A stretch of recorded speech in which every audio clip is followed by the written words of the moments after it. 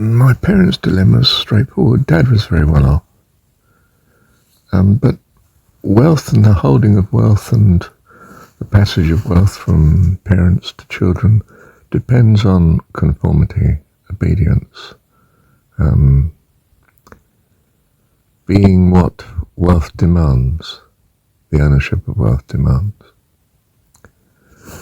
So, he wanted the prettiest woman in the world. Well, yeah, I'll run with that. I can understand how he felt. And she was gorgeous, and she was for him. But the only way he could have her, well, was with great difficulty, because she was not of the same class by any means. She was just from a council house. And you don't let untrained people into the ownership class, for they may scatter the ownership and bring poverty and ruin. So there's great resistance. You have to do everything according to the book. Well, he couldn't do it according to the book. He was married already, although his wife was divorcing him, of course. And, well, I suppose they'd agreed to divorce. She'd found someone else during the war, and she was not there to come home to, and all he had was a letter in his hand to say, "Sorry, I've gone." And, well, he lost the house too. Colonial house. It was the best house in the town. Between the high street and the main arterial road. So he came home to ruin. Well, not really. He still had his mum, of course, and dad.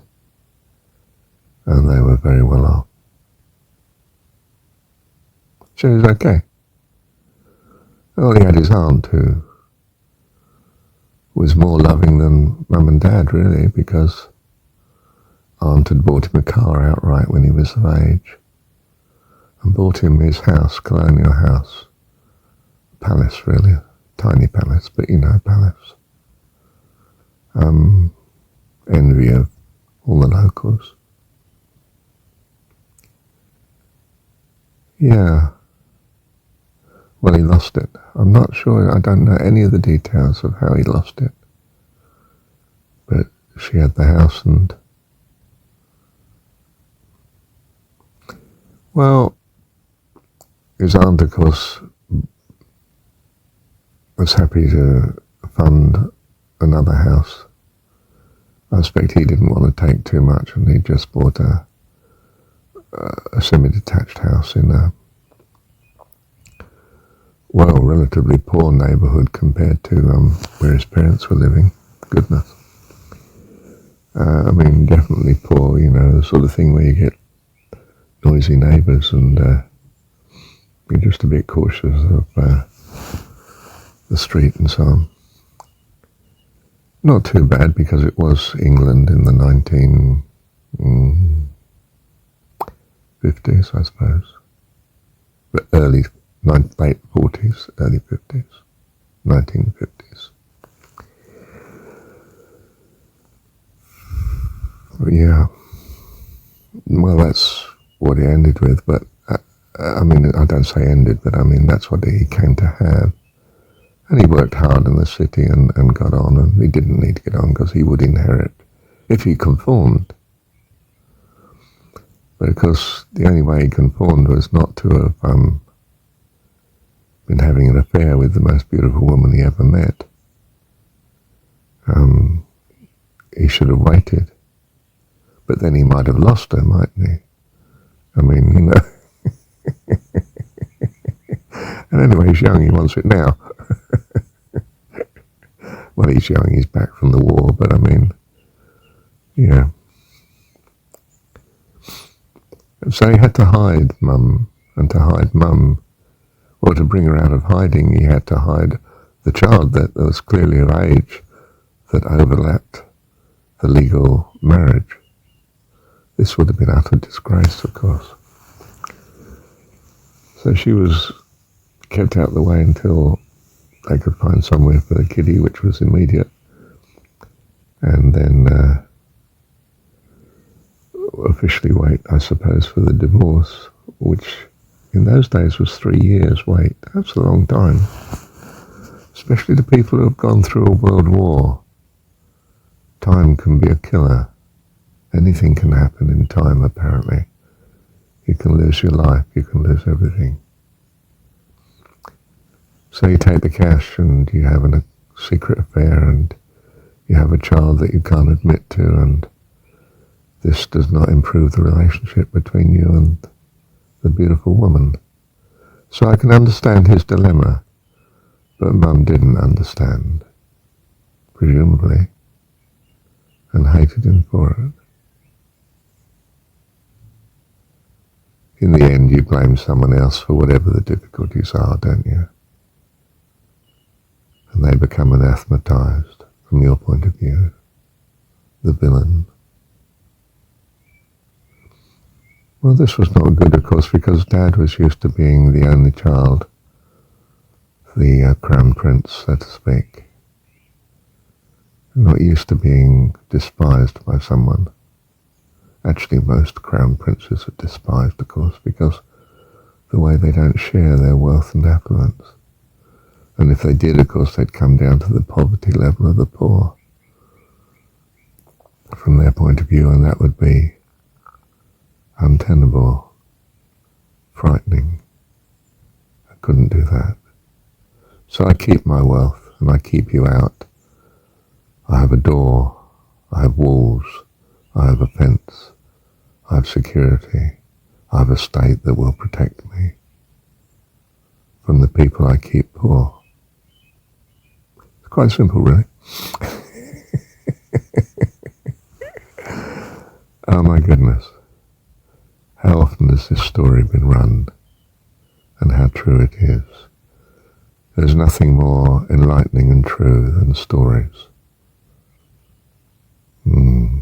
That's why we try to control the narrative, because if we don't, our society will be unhinged. And it won't be for the better. Yes, you'll have a revolution and you get Robespierre running it. Or you get Stalin emerging to run it. Or you get Hitler. Or you get Mao. Do you think that's better? I don't think so. It's just as bad as regards the distribution of wealth, and it's a nightmare as regards oppression and conformity.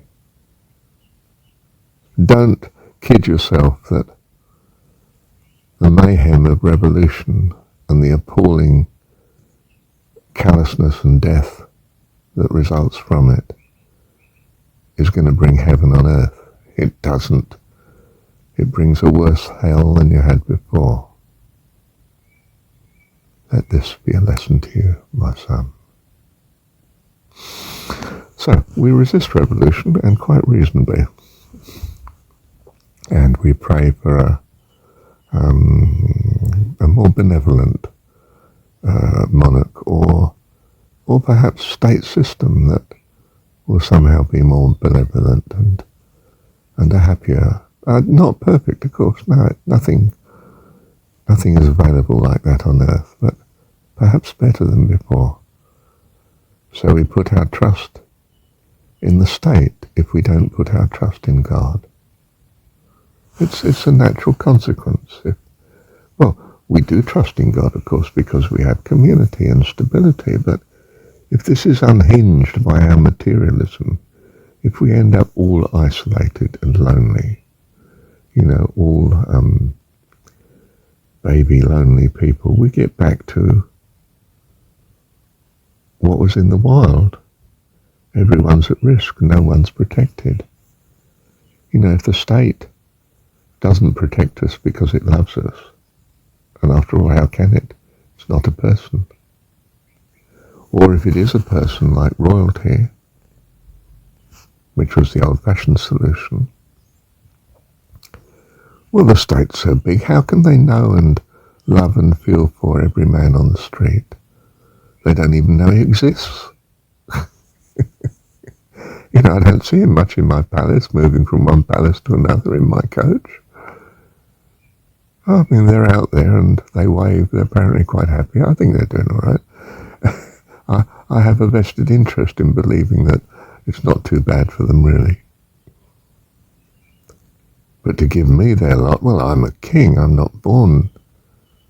I am the elite. I'm not born to be the rabble.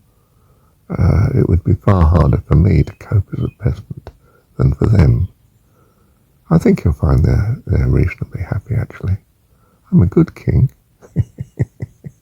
I'm just and fair. I keep fairly that which is my own and protect it. And I protect those under me who are most obedient, that they may have something to protect. It's the way the world is. I mean, there are limits to what I can achieve, for goodness sake. I'm not a miracle worker. I'm a pragmatist trying to run a vast crowd of people that I don't really know. And if they take it into their head to burn the palace, there's not much I can do. Well, they might not deliberately burn the palace, they might just ransack it, but if they can't, they might just burn it anyway. I know what revolutions are like. I've seen it in other countries.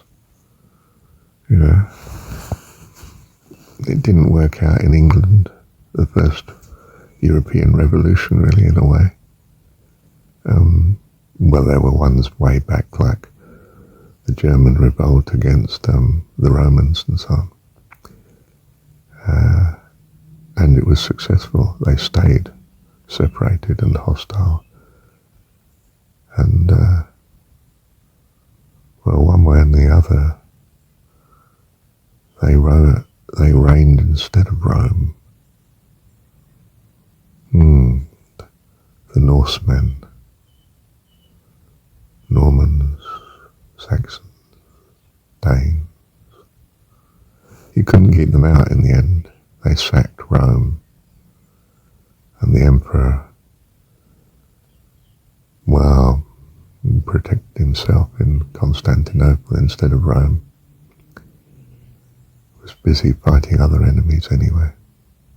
Persia. We go far enough back. Too far to be remotely reliable history. It's totally story. It's historicity, quite honestly. Yeah. But there are lessons to be learned from it, and we've got nothing else to go on. You see, you become unloving, you become a pragmatist, you become secular. Royalty is the most secular of, well, they have an outward show of religion, but that's what religion is. They are wonderfully religious in that respect. They go through all the pageantry and the so on of religion and the nod to the existence of God and, well, being the right hand of God, really, the divine right of kings to rule over you and own everything. Do you know it still exists in Western world? Anything to do with, for instance, England, all land is owned by the state. Well, all land is technically owned by the king. You don't own the land, you have a freehold right to occupy it in return for services to your lord, the king. And if you don't provide the services, which nowadays means the tax, well, you get thrown into prison. And the tax is paid anyway. In fact, probably lose all your estate in the end.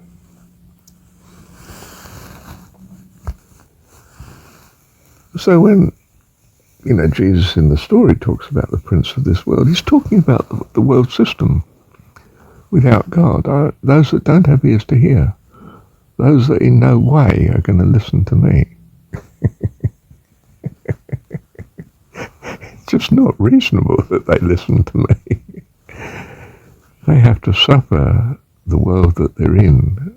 I don't say the world that they made. God made the world. God made their situation. And we trust that he made it for a very good reason, that we might all learn and come to value love, not control.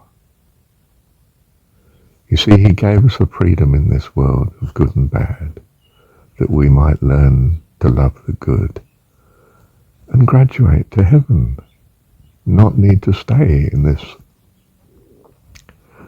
well, quite demanding school at times. It's demanding because you must learn, you must qualify to become a member of eternity, heaven.